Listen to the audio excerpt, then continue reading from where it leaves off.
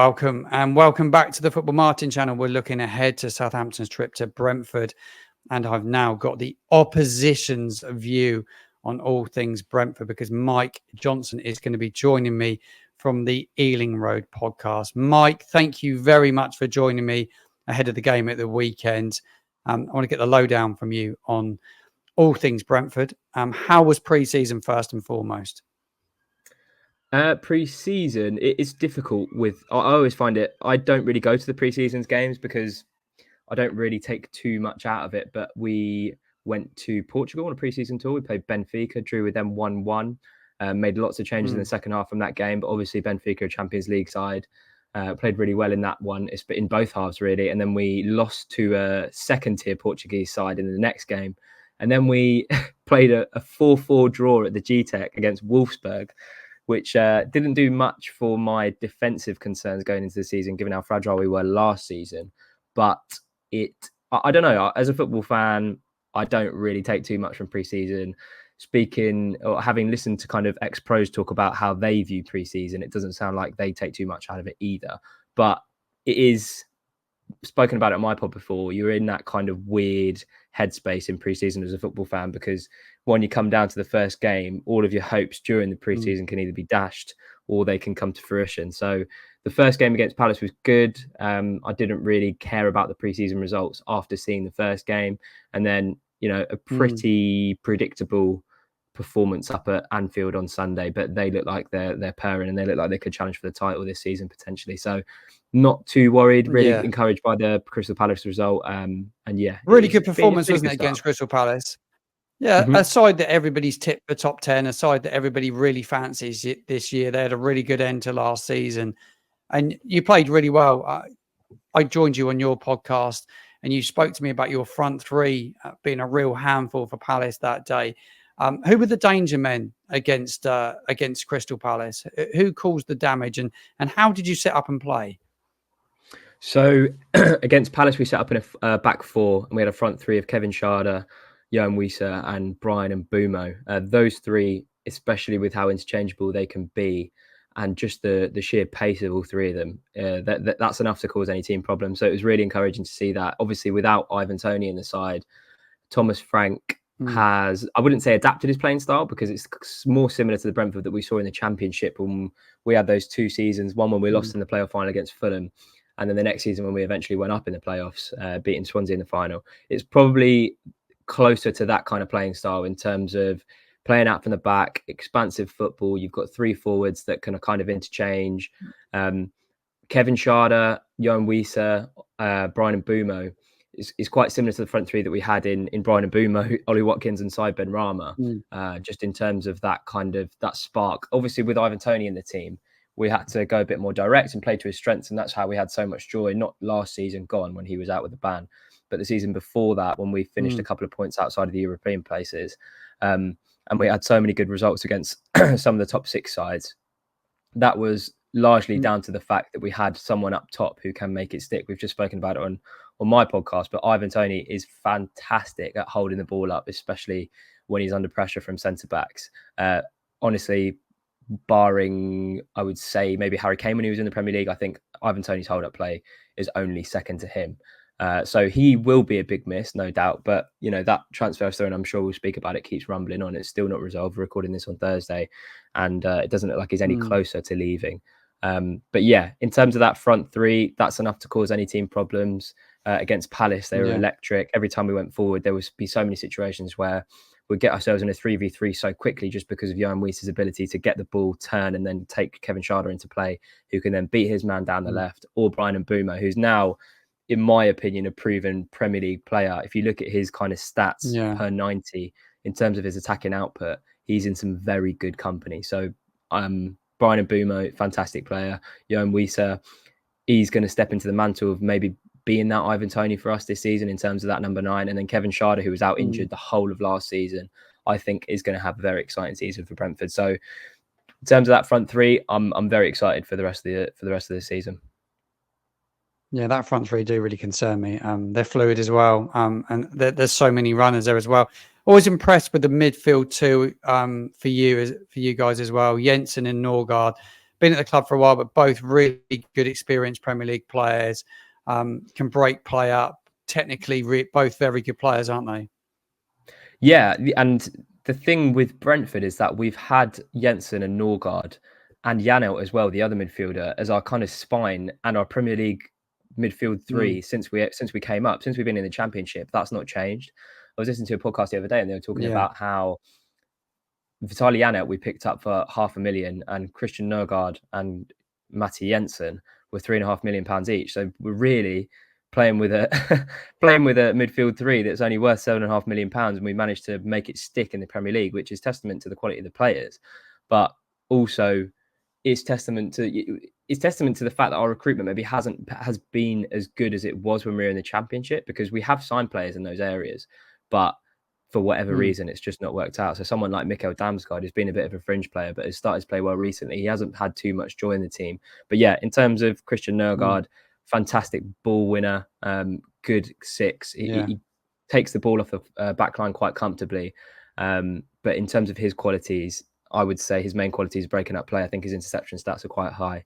And Matty Jensen's kind of the creative spark. He bit too inconsistent for my liking in recent years. He had a fantastic season a couple of seasons ago when we finished outside the European spots. But last season he was a bit too up and down. But definitely in terms of a player who's got the technical ability, Matthias Jensen is definitely that. The only times I worry about him is in the press. Sometimes he's a little bit lightweight. He doesn't really get stuck in too much. But that's why you have someone like Vitaly Janelt, who's the opposite of that. I think Christian Norgard and Vitaly Janelt are kind of the destroyers in midfield, or they try to be the destroyers. And then you have Matthias Jensen kind of stringing the passes together. So yeah, it's impressive that Brentford have managed to stay in the Premier League now for 3 seasons in a row, with largely the same midfield that took us up from the Championship. Yeah, no, I think it's an interesting midfield battle at the weekend, because Nottingham Forest, when they come to Southampton at the weekend, the midfield three were really good and they caused Southampton all sorts of problems because they just dictated the play. There'll be a good battle in there this weekend with Flynn Downs, whether it's Smallbone and Aribo, but it'll be interesting to see whether Southampton want to put some more legs in there with somebody that's prepared to run from midfield, because they didn't have anybody that sat in midfield that was prepared to run and sort of get into the final third, get into the opposition's box. I think it's an interesting battle that's going to go on there. We need to come on to Ivan Toney. You've mentioned Ivan Toney. Do you expect him to exit? We're recording this on Thursday. This is probably going to go out later on today on my channel. Ivan Toney at this moment in time still a Brentford player.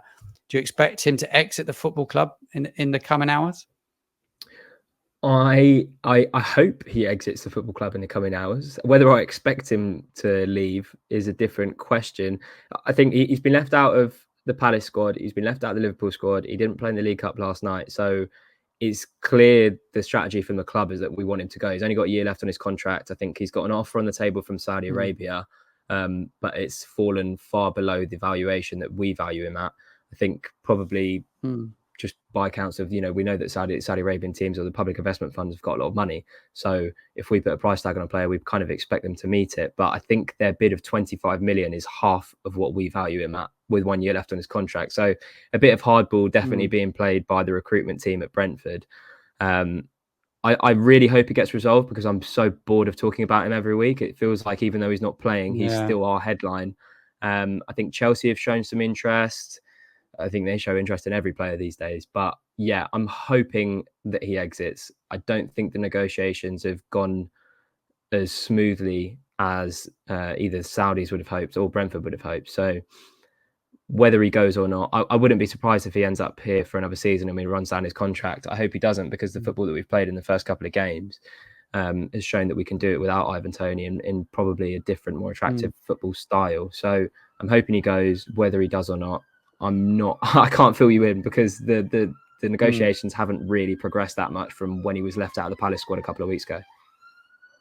Has he been left out just for the fact that the manager doesn't feel that he's 100% focused on Brentford Football Club and playing games in the Premier League? Is that the biggest thing, do you feel? I'm not 100% sure, because obviously Brentford fans have a perception of Ivan Toney purely because of the interviews that he did when he was like about to come back from the injury. Not the injury, sorry, the betting ban. We're very much, we like Ivan Toney, the player. I think he's fantastic. I think he could cut it at any kind of top 6 club in the world, or top club in the world. But Ivan Toney, the man, Yeah. I'm not too keen on. I think the way he spoke about the club was a little bit disrespectful. But I think that goes in contrast to what Thomas Frank has said about him in the past. Despite transfer rumours, despite disgruntlement amongst the fan base, he's always said Ivan Toney is a fantastic professional. He's well liked around the training ground. He trains hard. He's ready to play. Even in the build up to the Palace game, in his pre-match press conference, he said Ivan Toney's been training with a smile on his face all week. And then it comes out that he wasn't available for the Palace game. So I'm not sure why he is definitely, for Thomas Frank said that he's being left out because of the transfer speculation. Whether Ivan Toney could play with the transfer speculation, I don't know, but it's probably just a distraction in terms of the team now. I think we need to go past the Brentford Ivan Toney era, because I think we've seen, I think Thomas Frank said, if he goes, good. If he stays, good. He's not really fussed about it anymore. But I feel like Brentford and Ivan Toney have been synonymous with each other now for 4 seasons, and it's kind of dictated the way that we play. And I feel like maybe Thomas Frank is realizing, well, if we can get 50 million or 40 million or whatever it is for him, and we can change our playing style and kind of go to the next phase of Brentford playing nice football, then why not? Yeah, Thomas Frank, a manager that's been with you a long while now. Just talk to me about him. You guys must love him. I think anybody outside of Brentford looking in, I think is a manager that many of us massively respect. A man down at our football club that is involved in our football club, Rasmus Ankersen, knows him well. I think he maybe appointed him. I'm not sure when he was at Brentford, but yeah, talk to me about Thomas Frank. Yeah, so Rasmus Ankersen was a director of football, or sporting director, one of those kind of terms when Thomas Frank was at the club. But Thomas Frank was Dean Smith's assistant, and I think it was kind of maybe a group decision between Matthew Benamarona and maybe the directors of football at the time to appoint Thomas Frank. But yeah, I mean, Thomas Frank, I love that man. He is someone that I would like to stay at Brentford for the rest of his career. I think he's got so much... I think he's got so much charisma. He really understands the fans. The connection between the Brentford fans and Thomas Frank is really strong. And I think he said in a few interviews that he's got one of the best football jobs in the world in terms of the owners, the structure, the kind of family club that Brentford is. So it would be devastating to see him go. And obviously the links between Thomas Frank and the Man United jobs over the summer and the Chelsea job over the summer. And I think even there was a Bayern Munich shout in there as well. They kind of scared me a little bit, because I kind of had it in my head that Thomas Frank would be at the club for a while. And I still think that he will be at the club for a while. But that kind of feeling that I had that he might actually stay at Brentford his whole career, which was probably just fanciful anyway, that's probably faded a little bit. But I love Thomas Frank. I think he's a brilliant manager. I think the job that he's done in terms of keeping Brentford in the Premier League for 3 seasons, going into our 4th now, it goes quite under the radar. And if he did have a shot at maybe going to a club with a higher ceiling, then I would not begrudge him at all, because I think he really deserves it in terms of the football that he's played to get us here, in terms of getting Brentford into the Premier League or the top flight for the first time in 74 years. He's done a tremendous job on a shoestring budget as well. So it kind of goes under the radar. And it wouldn't begrudge me. I wouldn't have any kind of ill will against him if he was to go and maybe try it at a team that could be challenging in Europe or competing for trophies. I think maybe in terms of Brentford, that season that we had where we finished a couple of points outside of the European League places, maybe that could be the highest that he could take us without some sort of external investment from Saudi Arabia. Yeah, no, he's a great man. I really like him. Really, really like him. He's even tipped for the England job at one stage. He was kind of mentioned in that high regard. So he's regarded by so many people in the game. So high. Looking ahead finally to the game on the weekend, from a Southampton perspective, any players that kind of worry you from the games that you've seen? You've heavily done your research on Southampton. Any players that sort of do concern you, Mike, going into this one at the weekend? Well, I listened to a few clips and I was kind of going through a few tweets, and I know that you guys are pretty concerned about Kyle Walker-Peters, whether he goes, whether he stays, because and we've just spoken on my pod, and you said that he's kind of been your creative hub, despite playing at left back in the first couple of games. So he's definitely one to watch out for, whether we can nullify his threat down the left, which would be our right back, where we've had kind of defensive issues. I mean, we've had Rico Henry and Aaron Hickey out, as first choice fullbacks for over a year now. So that's going to be interesting. I think Flynn Downs was a really shrewd signing, especially because he's a local lad from West Ham. I didn't think that maybe you would get that over the line, or maybe he would hold out for first team football at West Ham. But the fact that you've made that permanent is a good thing. Whether you get James Ward-Prowse in, I know that there's some rumours about that. That would be interesting. I've always liked Joe Aribo. I think he's good. I think he's a good, nice box-to-box midfielder, lots of energy. I think that was a good signing. But in terms of the signings that Southampton have made, it looks like they've gone for the option of, kind of doing a bit of tidy business here and there, not spending too much on each player, but just kind of maybe sprinkling a little bit of quality in different positions.